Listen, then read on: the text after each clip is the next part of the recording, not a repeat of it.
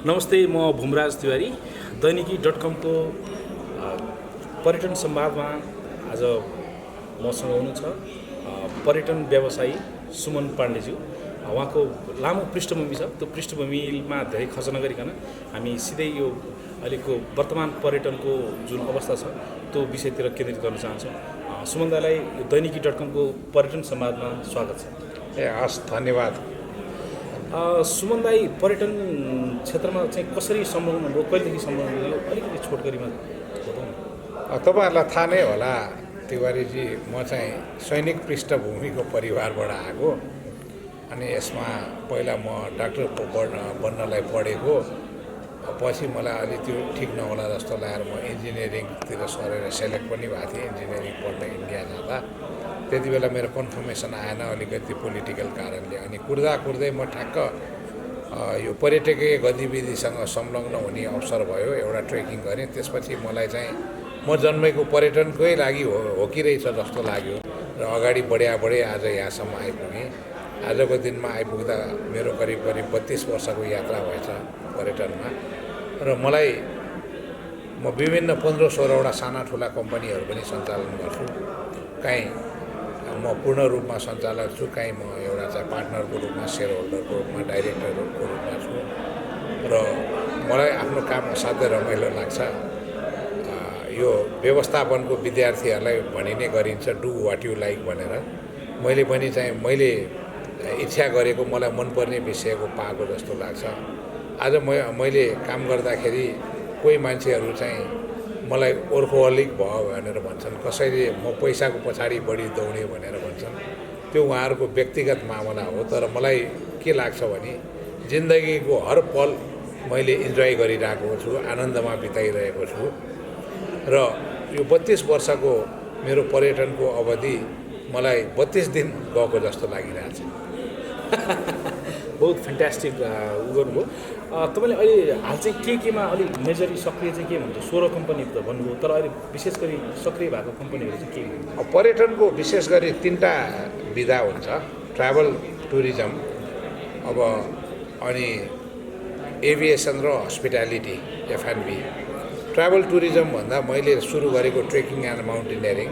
हाम्रो यो tour operation नेपालको मेजोरिटी स्टेक भने ट्रेकिङ नै हो। हाम्रो हिमाल पहाडहरूले गर्दा नेपालको पपुलारिटी इन्टरनेसनल टुरिज्म मार्केटमा हाम्रो ट्रेकिङ माउन्टेनियरिङ हो। त्यसकारण त्यो ट्रेकिङ माउन्टेनियरिङको नेपालको चाहिँ क्षेत्रमा म कोर एउटा चाहिँ एरियामा बसेर काम गरेँ।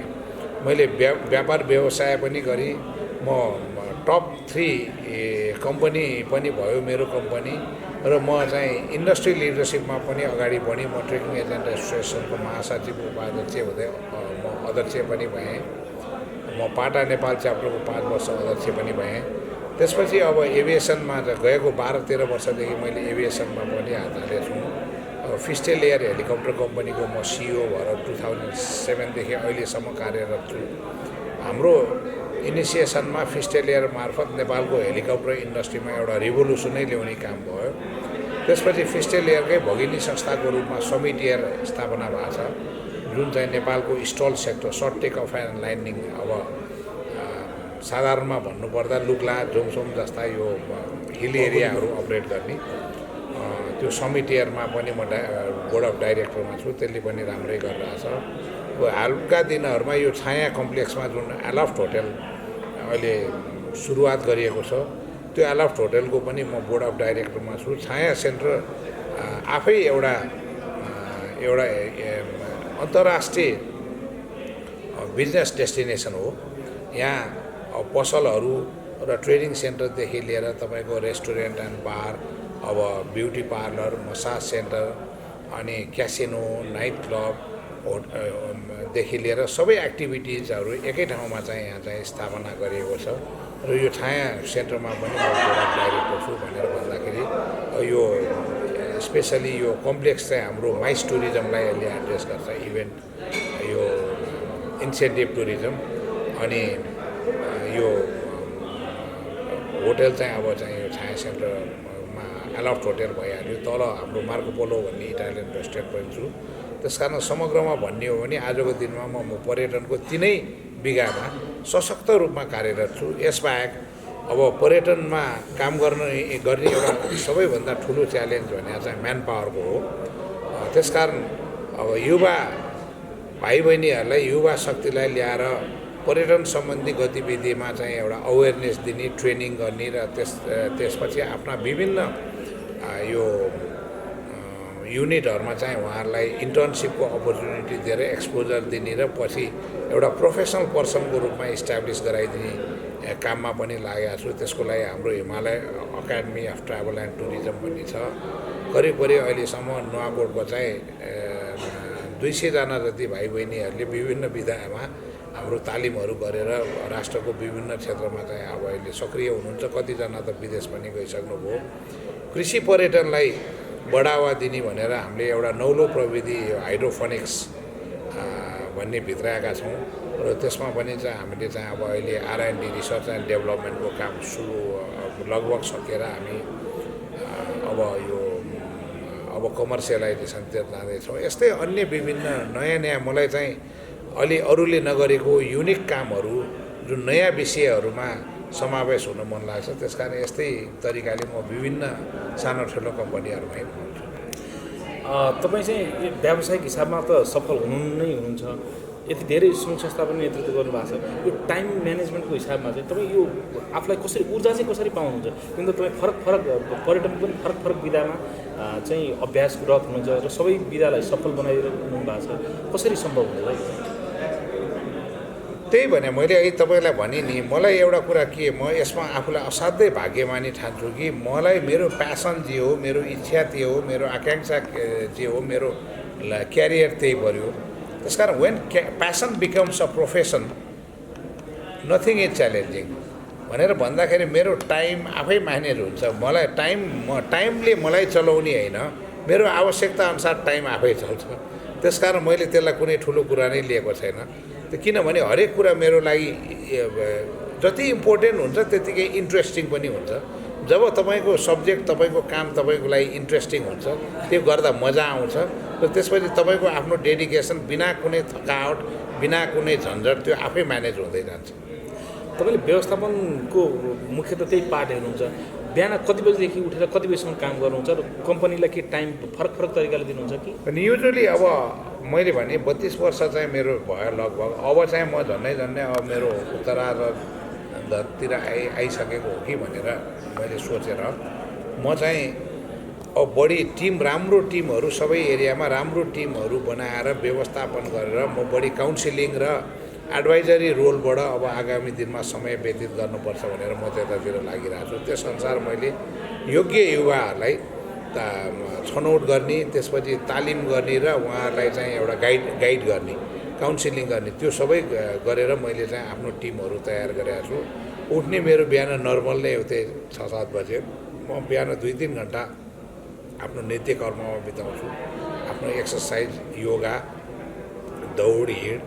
अब अनि त्यसपछि चाहिँ अफिस आएपछि दिनभरि म अफिसका विभिन्न मेरो रुटिन अनुसार भइरहेको काममा हुन्छ। म अचेल फिजिकल वर्क आफैले गर्ने काम बढी गर्दिनँ। बढी मेरो चाहिँ एउटा के हुन्छ, प्लानिङ र गाइडिङको काम बढी हुन्छ र मोनिटरिङको काम, रिपोर्ट, अब तपाईँको एनालाइसिसको कामहरू, त्यस्तो कुराहरूमा बढी गर्दाखेरि मेरो चाहिँ त्यो म्यानेज हुन्छ।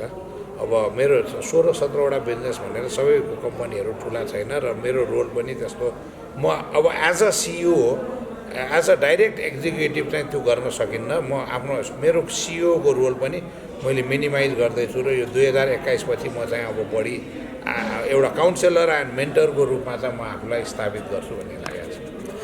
तपाईँ युवाहरूको बिचमा बारम्बार गरिरहनुहुन्छ, सकारात्मक सोच दिइरहनु भएको छ, मान्छेलाई उत्प्रेरणा गरिरहनु भएको छ। अनि पर्यटनकै विधामा हेर्दा पनि गाउँको एउटा होमस्टेदेखि तपाईँको 5 स्टार होटलको पनि एउटा कल्पना गरेर बढ्नु भएको छ।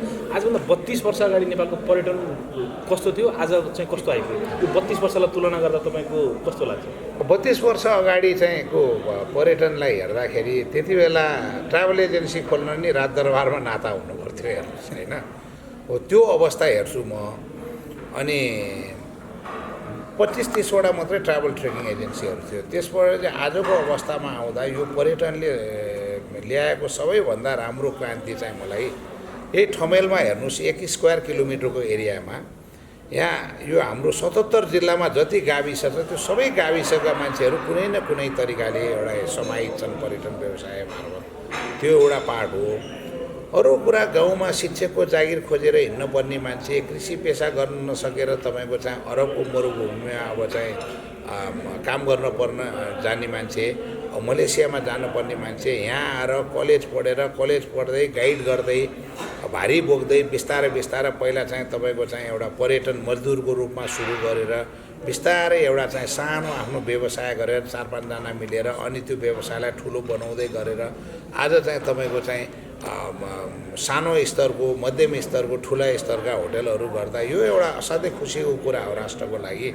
टुरिज्म भने एउटा माइक्रो इन्टरप्राइज लेभलबाट सुरु गर्नुपर्ने चिज हो। त्यो लेभलबाट आज गाउँका एकदम मध्यम वर्गीय, निम्न वर्गीय किसानका छोराहरू यो काठमाडौँमा पर्यटन बजारमा चाहिँ यति चाहिँ उहाँहरूले आफ्नो पर्सनल डेभलपमेन्ट गर्नुभएको छ। कोही त अरबौँपति भइसक्नु भएको छ। त्यो चाहिँ राज्यको स्तरबाट हेर्दा एउटा सुखद समाचार हो जस्तो मलाई लाग्छ। आज एउटा मान्छे जो आतङ्ककारी बन्न सक्थ्यो, जो समाजमा एउटा नराम्रो काम गरेर हिँड्न सक्थ्यो, जो कानुनको दायराभित्र ल्याउनु पर्ने खालको हुन सक्थ्यो विभिन्न अपराध कर्ममा लागेर, ती मान्छेहरूले पर्यटनमा लागेर फेरि अन्य व्यवसायमा तपाईँलाई एउटा सिग्निफिकेन्ट इन्भेस्टमेन्ट चाहिन्छ काम गर्नको लागि। पर्यटन भने तपाईँले विदाउट इन्भेस्टमेन्ट पनि गर्न सक्नुहुन्छ। यहीँ ठमेलभित्र भएका पर्यटन व्यवसायीहरूको एक जनालाई ल्याएर तपाईँले प्रोफाइललाई रिसर्च गरेर हेर्नुहोस् कस्तो मान्छे कहाँ पुगेको छ भन्दा यसको ट्रिकल डाउन इफेक्ट त हाम्रो 77 जिल्लामा सबै गाविसहरूमा पुगेको छ नि। हो, त्यो चाहिँ एउटा सुखद पक्ष हो जस्तो मलाई लाग्छ होइन।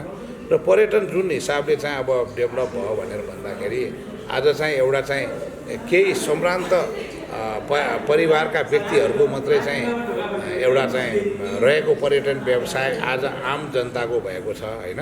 अनि अर्को युवाहरूको चाहिँ सम्बन्धमा तपाईँले कुरा गर्नुभयो, यो मेरो अर्को चाहिँ एउटा पर्सनल इन्ट्रेस्ट हो होइन।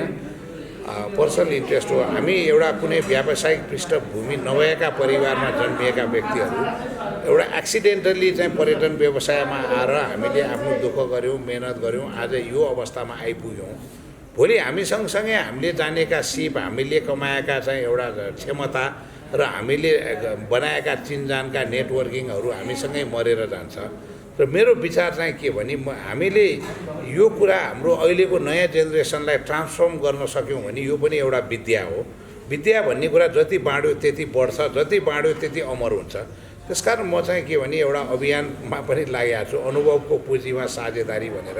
मैले आफ्नो ज्ञान, सिप र मेरो आफ्नो क्षमताहरू कुनै पनि युवाहरूसँग सेयर गर्ने कुरामा, उहाँहरूलाई परिष्कृत गराउने कुरामा म कहिले पनि पछि हट्दिनँ। त्यो चाहिँ मेरो एउटा सन्तुष्टिको पाटो हुन्छ। मैले आफूलाई एउटा खुल्ला किताबको रूपमा छोडेको छु त्यसमा। पर्यटन आफैमा एउटा उद्यमशील पेसा हुँदै हो। यति हुँदाहुँदै पनि पर्यटन मान्छेको आकर्षण एउटा रोजाइ मतलब अरू पेसामा गर्नुभन्दा यो गर्न सजिलो छ कि यसमा आम्दानी धेरै हुने हो कि आम मान्छेले बुझ्दाखेरि के छ र जो पर्यटनमा आउन चाहनुहुन्छ उहाँलाई के सुझाव दिनुहुन्छ? सुरुका दिनहरूमा के थियो भने पर्यटन अति नै आकर्षक थियो, कम मेहनत गरेर धेरै पैसा कमाइने। किनभने अन्तर्राष्ट्रिय पर्यटनको स्तरमा नेपालको चाहिँ कस्ट अफ लिभिङ लो भएको र हाम्रो इकोनोमी पनि अलि लोवर साइडमा भएको हुनाले जुन पर्यटनबाट जुन रेभिन्यू आउँथ्यो त्यसको चाहिँ नाफाको औसत चाहिँ असाध्यै हाई थियो के। र अब अहिले चाहिँ डेफिनेटली यो नेचरल कुरा हो, यसले गर्दा बढीभन्दा बढी मान्छेहरू आकर्षित भएर आए र चाहिँ त्यहाँ कम्पिटिसन पनि बढ्दै गयो। मैले भने त्यति बेला 25-30 वटा मात्रै ट्रेकिङ कम्पनी थियो म सुरुमा जोइन गर्दा, आज 1500 वटा ट्रेकिङ कम्पनी छन्। 12-15 वटा ट्राभल एजेन्सी थियो, आज 1000 वटा भन्दा बढी ट्राभल एजेन्सी छन्। होटल छ, लज छ, रेस्टुरेन्टहरू त्यत्तिकै हरेक एरियामा कम्पिटिसन छ। अब यसको एउटा पाटो के भयो भने यसले डेफिनेटली हिजोको जस्तो अवस्था छैन, कम्पिटिसन बढाएको छ। र अर्को चाहिँ अब चाहिँ यसको चाहिँ राम्रो पक्ष के भने सबै मान्छेलाई एउटा कम्पिटिसनमा समावेश भएर एउटा सम्मानजनक रूपमा चाहिँ एउटा आफूलाई स्थापित गर्न सक्ने, आफूलाई प्रतिस्पर्धी बढी बनाउन सक्ने अवसर पनि आएको छ। अब यसको कुराको लागि अब हिजोको जस्तो अवस्था नहुँदा बढी कम्पिटिसन हुँदा के हुन्छ भने तपाईँको नलेज बढी हुनु पऱ्यो, त्यसको लागि पढाइ तपाईँले गर्न पऱ्यो र तपाईँले मेहनत बढी गर्नु पऱ्यो, तपाईँको टिम राम्रो हुनु पऱ्यो, तपाईँको आफ्नो व्यक्तिगत क्षमता राम्रो हुनु पऱ्यो होइन। र त्यसबाहेक आजको दिनमा पर्यटनको च्यालेन्ज भने के भने अब सबै कुरा चाहिँ होल वर्ल्ड एउटा ग्लोबल भिलेज भइसक्यो टेक्नोलोजीको डेभलपमेन्टले गर्दा। कुनै पनि विषयमा पर्यटन लगायत आज टेक्नोलोजीको ठुलो रोल हुन्छ। त्यसकारण अब हिजोको दिनमा गाउँमा को स्कुलमा पढेर आएको अथवा हामी जस्तो पुरानो जेनेरेसन जसले 28 वर्ष हुँदा फर्स्ट टाइम कम्प्युटरको किबोर्डमा हात राख्यो। हाम्रो पालामा त तपाईँको टेलेक्सबाट कम्युनिकेसन गर्थ्यौँ हेर्नुहोस्, त्यसपछि फ्याक्स मेसिन आयो। अब हामी त टाइपराइटर, मैले त पहिला टाइप गर्थेँ, अब अहिले टाइप भन्ने चाहिँ अब अवस्थै भएन। अब त हामीले चाहिँ तपाईँको चाहिँ अब चाहिँ मोबाइलमै सबै कुरा गर्न सक्ने अवस्था आएछ। जुन किसिमको टेक्नोलोजिकल डेभलपमेन्ट आछ त्यसको इन्टरभेन्सन चाहिँ व्यवसायमा अवश्य हुन्छ। अब त्यसको लागि आफूलाई पनि परिष्कृत गर्दै लैजानु चाहिँ एउटा च्यालेन्ज हो। म टेक्नोलोजी जाने छैन, म पुरानो चाहिँ गाउँबाट आएको, म यसमा पछि पर्छु भनेर आफूले आफूलाई अलिकति अचूर्ण राखेर चाहिँ अब चाहिँ पछाडि पर्दै जाने हो भने कम्पिटिसन गर्न चाहिँ असाध्यै गाह्रो हुन्छ र यो चाहिँ आजको दिनको च्यालेन्ज हो। पर्यटन व्यवसायमा 32 वर्ष बिताइ नै सक्नुभयो। अब तपाईँको के नयाँ योजना छ? जस्तो 16वटा कम्पनी छ भन्नुभयो, अब योभन्दा अलिक फरक खालको आम मान्छेले अलिकति बुझ्ने गरी पर्यटनलाई चाहिँ ठ्याक्कै अरू सामान्य मान्छेले नि अनुभव गर्ने खालको त्यस्तो सेवा के सञ्चालन गर्दै? मलाई बिजनेसमा चाहिँ धेरै अफरहरू आएको थियो। अब हाम्रा धेरै साथीहरू कोही ब्याङ्किङमा जानुभयो, कोही हाइड्रोमा जानुभयो, कोही रियल इस्टेटमा जानुभयो र मैले पनि त्यसमा ट्राई गर्ने कि भनेर अलिकति तृष्णा चाहिँ नजागेको होइन। तर मलाई चाहिँ के चाहिँ रियलाइज भयो भने यो पर्यटनभित्र यति अथाह सम्भावना र एरियाहरू छन्, त्यहाँभित्र म आफै एउटा चाहिँ समुद्रमा चाहिँ हराएको जस्तो हुन्छु। त्यसकारण मैले अन्त जान जरुरी छैन। मैले जे जति चाहिँ अब चाहिँ कामहरू गर्छु म पर्यटनभित्रैकै या इन्टर रिलेटेड। मेरो व्यापार व्यवसायहरू यस्तो हुन्छ, एउटा व्यवसायले अर्कोलाई चाहिँ तपाईँको चाहिँ अब कन्ट्रिब्युट गर्छ, कम्प्लिमेन्ट गर्छ होइन। जस्तै ट्राभल एजेन्सी खोल्यो त्यसले ट्रेकिङलाई कम्प्लिमेन्ट गर्छ। अब हेलिकप्टरमा चाहिँ गयो त्यसले चाहिँ आफ्नो चाहिँ टुर मुभमेन्टलाई कम्प्लिमेन्ट गर्छ, टुरले हेलिकप्टरलाई कम्प्लिमेन्ट गर्छ। मैले भने कृषि पर्यटनको कुरा गरेर आएको छौँ। अब रेस्टुरेन्ट खोल्यो त्यहाँ भेजिटेबलहरू राम्रो आउँछ, आफ्नो ऊहरू चाहिँ तपाईँको चाहिँ के भने अब प्रोडक्टहरू राम्रो आउँछ। त्यसले एउटा इनोभेटिभ वेमा नयाँ नयाँ परिकारहरू, नयाँ नयाँ प्रोडक्टहरू हामीले पस्किन सक्छौँ होइन। त्यसकारण आगामी दिनमा गऱ्यो भने नि अब यही मेरो भएको बिजनेसलाई अझ बलियो गराउने, यो भएको बिजनेसबाट नेपालका चाहिँ युवा पिँढीलाई र नेपाली समाजलाई अझ बढी कसरी लाभान्वित गराउन सकिन्छ भन्ने सन्दर्भमा सानोतिनो मेरो व्यवसायहरू जोडिएला। कहिलेकाहीँ के हुन्छ भने तपाईँले कुनै काम गर्दा तपाईँले एउटा प्रोजेक्ट गर्नुभयो, प्रोजेक्ट त केही क्षणको लागि हुन्छ, एउटा सर्टेन इन्भेस्टमेन्ट, तर त्यसलाई सस्टेनेबल बनाउने कसरी? त्यसकारण त्यो अटो रन मोडमा जानुपर्छ। त्यो सस्टेनेबल बनाउने क्रममा त्यसलाई बिजनेसको फर्ममा इस्टाब्लिस गर्नु पर्ला। त्यो हिसाबमा मात्रै मेरो बिजनेस बढ्छ होला। अब मलाई अरू ठुल्ठुलो उसमा गएर अब मेगा प्रोजेक्टहरू गर्ने इन्ट्रेस्ट छैन। म बढीभन्दा बढी आफ्नो अहिलेसँगको चाहिँ उपलब्धिलाई समाज सेवामा चाहिँ र चाहिँ नेपालको चाहिँ नेपाली जनता, नेपाली समाज, नेपाली युवा पिँढीहरूले यसबाट लाभ लिने कुरामा म चाहिँ त्यसलाई कम्प्याटेबल बनाउनको लागि नै अब के गर्नुपर्छ त्यो कुरा चाहिँ मेरो प्रयास हुन्छ आगामी दिनमा। पर्यटनको सबैभन्दा अहिलेसम्मको सबभन्दा तल्लो निकाय लाभ लिने हिसाबले चाहिँ होमस्टे भनेर मान्छेले बुझिरहेछन्। अब तपाईँको आफ्नै होमस्टे पनि छ, 5 स्टार होटल पनि चलाइरहनु भएको छ। त्यो होमस्टेको विकासको लागि चाहिँ के गर्यो भने अझ बेटर होला? मान्छेहरू त्यसमा चाहिँ एउटा उद्यमशील कसरी बनाउन सकेला होमस्टेलाई? नेपालमा होमस्टेको कुरा गर्दाखेरि त्यसको एउटा इनिसियल परिकल्पनाकार म पनि हुँ होइन। मलाई अब यो इन्ट्रेस्टिङ स्टोरी छ। 1997 मैले आफ्नै कम्पनी खोलेपछि अनि अब मलाई चाहिँ जब म इन्डिपेन्डेन्टली चाहिँ एउटा चाहिँ बिजनेसमा आएँ अनि मैले मेरो हैकम अनुसार चल्न सक्ने अवस्था आयो। अनि त्यसपछि चाहिँ मैले चाहिँ एउटा चाहिँ प्रण गरेको थिएँ भने म जहाँ पुगे पनि आज अरूले मलाई ठुलो देखे पनि म चाहिँ आफ्नो धरातलबाट धेरै टाढा आफूलाई देख्दिनँ कि। त्यसकारण मलाई मेरो पूर्वजहरू, मेरो आफ्नो पुरानो ठाउँ, मेरो संस्कृति, मेरो भाषा, मेरो भेषसँग म एकदमै नितान्त नजिक छु जस्तो लाग्छ। किनभने पर्यटनमा लागेर धेरै कुराहरू अनुभव गर्यो, कुनै कुरा तृष्णा बाँकी छैन कि जुन कुरा मैले गर्न पाइनँ भन्ने। त्यसकारण मलाई मेरो आफ्नो नेचरल एउटा पोजिसनसँग नै बढी चाहिँ अहिले चाहिँ अगाध प्रेम लाग्छ। अनि हाम्रो नुवाकोटको हेडमास्टर हुनुहुन्थ्यो श्याम सुन्दर श्रेष्ठ भन्ने, उहाँ काठमाडौँमा आउनुभयो कुनै एउटा कार्यक्रमको लागि। अनि उहाँले मलाई प्रेरित गर्नुभयो र मेरो पनि इच्छा थियो नुवाकोट आउँ भाइ उ गरौँ भनेर। मैले पनि लज बनाएको छु भनेर उहाँले आफ्नो गोठ घरमा चाहिँ एउटा कोठालाई चाहिँ 4वटा बेड राख्नु भएको छ। म गएँ, त्यहाँ जाँदा मेरो 250 वर्ष पुरानो पाँडेहरूको भारदारी घर, भारदारहरू बस्ने घर होइन, हामी भारदारका सन्तान हौँ पृथ्वीनारायण शाखा। त्यो घर चाहिँ आधा भत्क्याएर छ। अनि त्यहाँ गएर यसो चाहिँ मलाई हेर्दा मलाई बडो चाहिँ एउटा चाहिँ मलाई अलिकति इमोसनल्ली आई वाज टच्ड के मलाई अलिकति चाहिँ त्यो संवेदनशीलताले छोयो। यहाँ मेरो पुर्खाको चाहिँ आज पिता पुर्खाको घर चाहिँ यहाँ भत्किएर भग्नावशेष भइरहेछ। आज मैले काठमाडौँमा जति नै मोज गरे पनि, जति नै ठुलो बिल्डिङमा बसे पनि होइन, जति नै ठुलो बिल्डिङमा बसे पनि, जति नै महँगो कार चढे पनि मेरो यो धरातलले चाहिँ त्यो धरातललाई जहिले नै गिजाइरहेको हुन्छ। त्यसकारण मैले सबैभन्दा पहिला मेरो धरातल चाहिँ सोध्योनी एउटा सुधार्ने कुरा यहीँबाट गर्नुपर्छ भनेर मैले त्यहाँ डिक्लेयर गरेँ कि अब गाउँलेहरू आउनुभयो, समाज आउनुभयो, अब यो घरलाई म बनाउँछु, राम्रोसँग बनाउँछु भन्दा अनि त्यहाँ मान्छेहरू आउने के कसैले भन्ने यसलाई अब पिलर हालेर ढलान गर्नुपर्छ भन्ने, कसैले जस्ताको छाना गर्नुपर्छ भन्ने। अब मलाई अब मेरो चाहिँ आफ्नै सोच थियो जुन उहाँहरूसँग, किनभने एउटा गाउँमा बस्ने र सहरमा बस्नेको फरक के हुँदो रहेछ भने गाउँलेले सहरको परिवेश खोज्दो रहेछ, सहरले गाउँको परिवेश। हामी त सहरमा बसेर नै अगाइसकेका मान्छे। अनि मैले 1.5 वर्ष लगाएर त्यो घरलाई जग्गैदेखि चाहिँ भत्केको जति बिगारेर पहिलाकै आर्किटेक्चरमा त्यस्तै रिनोभेट गरी त्यो घर असाध्यै राम्रो हो। मेरा विदेशी मित्रहरूले आएर हामी यहाँ होमस्टे सुरु गरौँ होइन, हामीले होमस्टेको रूपमा सञ्चालन भयो।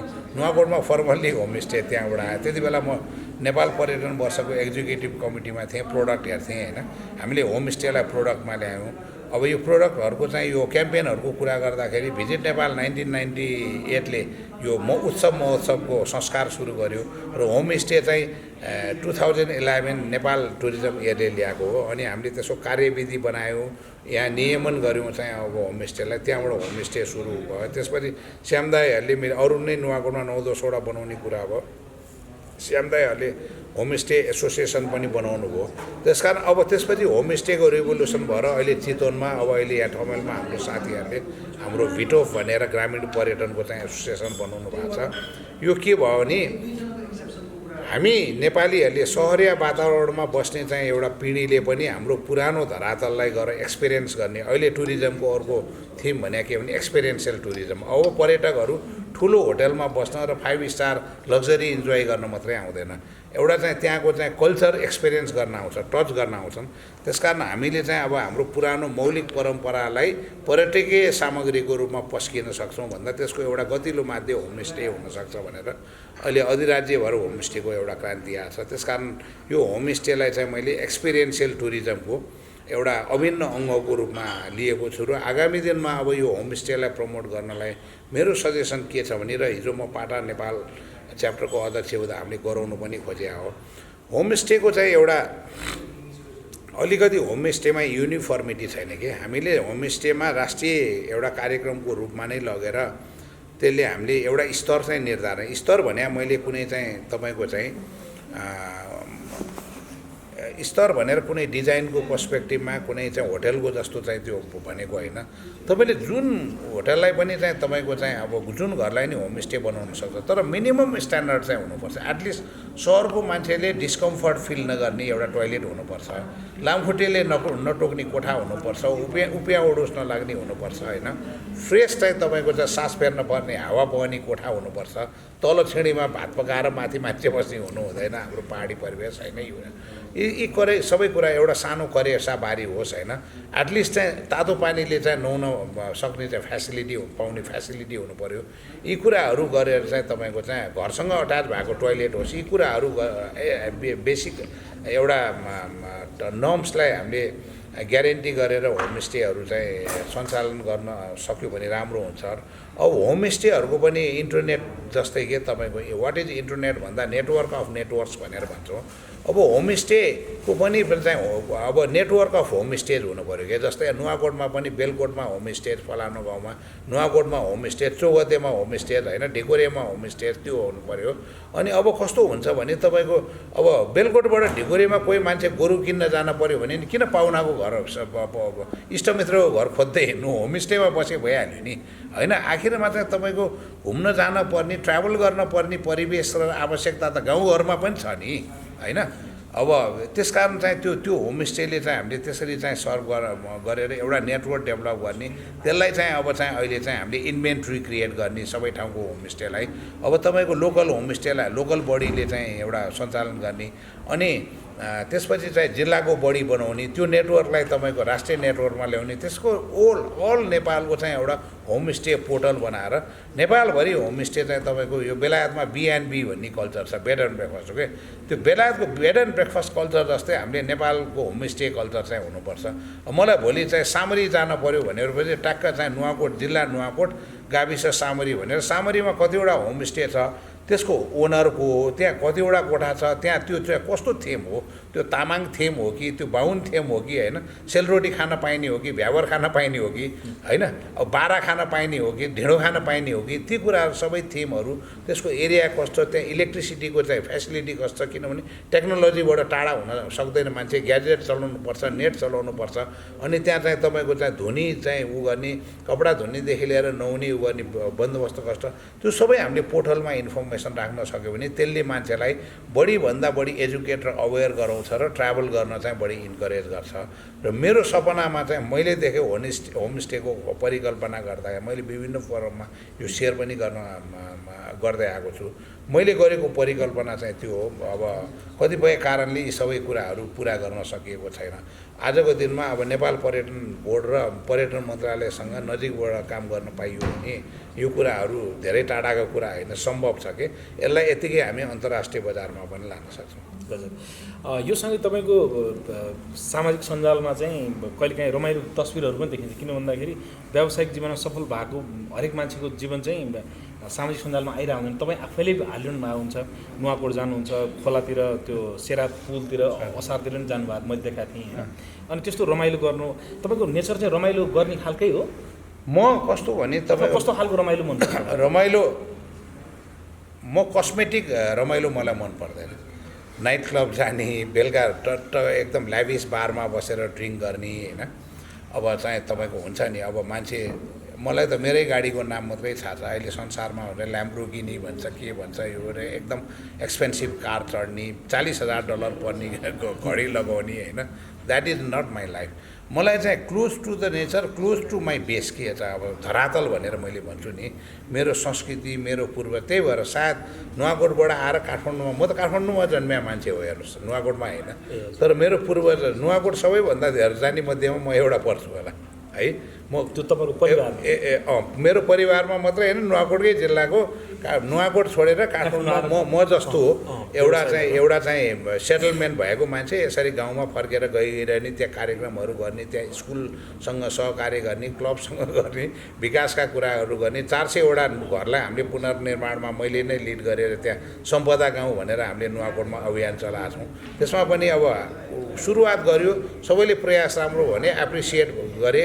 अब भने जति चाहिँ गर्न सकिएन, तर पनि त्यो एउटा प्रयास थियो, त्यो आगामी दिनमा हुँदै जाला। त्यसकारण कुनै न कुनै तरिकाले अब त्यो गाउँ जाने उपायको लागि जुन कुरा मलाई मनपर्छ, त्यस कारण अस्ति नै अब त्यहाँ धान काट्ने कुराहरू भयो होइन।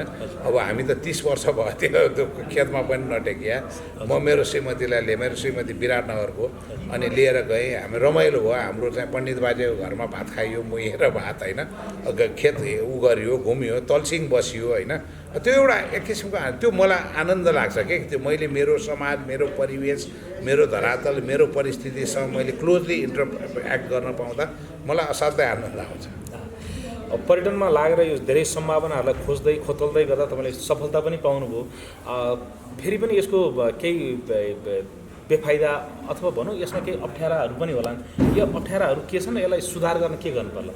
होइन, अब पर्यटनमा लाग्यो, पर्यटनका च्यालेन्जहरू आफ्नै टाइमिङको कुरा हुँदैन। तपाईँले अब दसैँ तिहार भन्न पाउनुहुन्न, परिवार भन्न पाउनुहुन्न, त्यो व्यवसायले तपाईँलाई चलाउँछ, तपाईँले आफ्नो व्यवसायलाई चलाउने होइन है। अनि त्यस कारण अब चाहिँ त्यो हरेक कुरा, कुनै कुरा या त गर्नै भएन, गरेपछि फुल डेडिकेसनमा गर्नुपर्छ। कुनै पनि कुरा असफल हुने गरी गर्न हुँदैन होइन। अनि त्यसकारण म चाहिँ के भने अब कुनै जिम्मेवारी लिएपछि त्यसलाई अन्तिम चाहिँ धक्कासम्म चाहिँ मारेर त्यसलाई कन्क्लुजनमै पुर्याउने मेरो उ छ। त्यसकारण अब त्यो गर्ने क्रममा पर्यटनले तपाईँलाई असाध्यै इन्गेज गराउँछ, एउटा कुरा त्यो हो होइन। अनि अर्को कुरा चाहिँ अहिले टेक्नोलोजीको जुन च्यालेन्ज छ, तपाईँलाई नयाँ टेक्नोलोजीसँग तपाईँले फ्यामिलियर हुन सक्नु भएन भने आजको दिनमा पर्यटनमा सक्सेस पनि हुन सक्नुहुन्न। त्यो पनि तपाईँको च्यालेन्ज हो। अब फ्यामिलीहरूसँग टाढा होइन्छ, साथीभाइहरूसँग टाढा भइदिन्छ, तपाईँले आफ्नो सोसल उसलाई दिन सक्नुहुन्न। तर अब कुरा के भने तपाईँ जुन परिस्थितिमा हुनुहुन्छ त्यो परिस्थितिमा रमाउन जान्न पर्यो, तपाईँले आफूलाई एडप्ट गर्न सक्नु पर्यो। कहीँ पनि तपाईँको फेभरको सिचुएसन त हुँदैन। जुन सिचुएसन छ त्यसमा आफूलाई फेभरेबल बनाउने हो। म चाहिँ त्यसरी म फ्लेक्सिबल मान्छे छु, सिचुएसनमा आफूलाई फेभरेबल बनाउन म एकदमै चाँडो सक्छु। त्यसकारण मैले यहाँ त्यस्तो ठुलो च्यालेन्ज डिफिकल्टी देखेको छैन। यो कोरोना भाइरसको कारणले जुन पर्यटनमा एउटा खालको आगमन बाह्य पर्यटक छैन, अब आन्तरिक पर्यटकलाई चलाएर अलिकति यसलाई केही गर्न सकिएला कि बाह्य पर्यटकै कुरो पर्छ? अब अघि तपाईँले भन्दै पर्यटनको च्यालेन्जको कुरामा पर्यटन फेरि एउटा फ्रेजाइल एउटा सब्जेक्ट हो कि यस्तो कोरोना भाइरस, वार, पोलिटिकल अनस्टेबिलिटी जस्तो कुराहरूले पर्यटनलाई असाध्यै डिस्टर्ब गर्छ होइन। अब यो कुरा तपाईँको कन्ट्रोलमा पनि छैन होइन, तपाईँले गर्न सक्नुहुन्न। त्यसकारण जस्तो सिचुएसन आउँछ त्यहाँ बेस्ट तरिकाबाट तपाईँले त्यसमा जुझ्दै जाने हो। अब अहिले कोरोना भाइरसले अब हाम्रो निल सिचुएसनमा लगेको छ। अब यो भनेर अब हामी डेस्परेट भएर डिप्रेसनमा गएर पनि केही हुँदैन। त्यसकारण मेरो सल्युसन के भने आज जुन 1-1.5 वर्ष हामी एउटा चाहिँ स्थिरताको सिचुएसनमा छ, यो समयलाई पनि उपयोग गरेर भोलिको लागि हामी शक्ति आर्जन गरौँ। जस्तै भोलि तपाईँले 5 आदि बनाउँछ कि तपाईँलाई डिप्रेसनमा जानुबाट रोक्छ, एउटा पार्ट त्यो भने।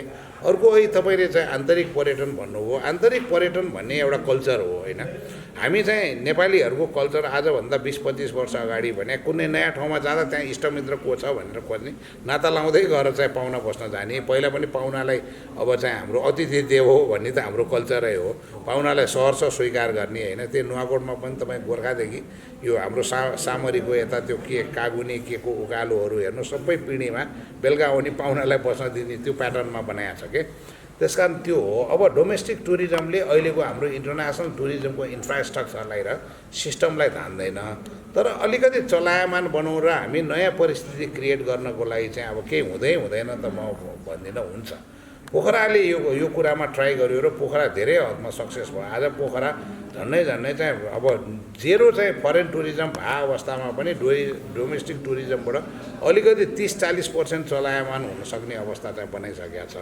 तर अब यो ट्राभलिङ कल्चर क्रिएट गर्न तपाईँ हामी एकजनाले मात्रै गरेर हुन्न। अब राम्रो कुरा के भने अहिलेको हाम्रो नयाँ जेनेरेसन असाध्यै ट्राभल ओरिएन्टेड छन् कि उनीहरू पनि विदेशी जस्तै अब वर्षमा 2-3 चोटि चाहिँ घुम्नै पर्ने उसको चाहिँ एउटा मेन्टालिटीका छन्। त्यो पनि एउटा राम्रो पक्ष हो भने अब हामीले त्यसमा मात्रै भर नपरेर नयाँ ट्राभलिङ कल्चर क्रिएट गर्नको लागि हामीले क्याम्पेनहरू चलाउनुपर्छ ताकि चाहिँ यसमा विभिन्न सेलिब्रिटीहरू गरेर इन्फ्लुएन्सरहरू जुन पोलिटिकल पर्सन, ब्युरोक्रेटिक पर्सनदेखि लिएर अरू समाजका लब्ध प्रतिष्ठित व्यक्तिहरूलाई इन्क्लुड गरेर हामीले ट्राभलिङ क्याम्पेनहरू चलाएर त्यसरी हामीले चाहिँ एउटा विम क्रिएट गर्नुपर्छ जस्तो लाग्छ मलाई।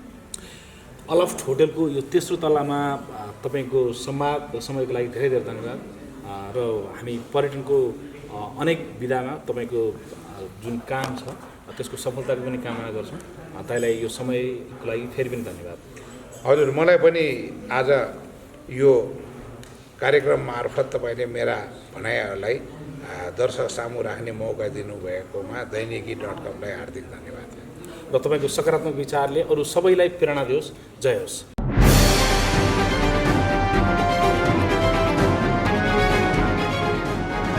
तपाईँको सूचनाको साथी दैनिकी.com।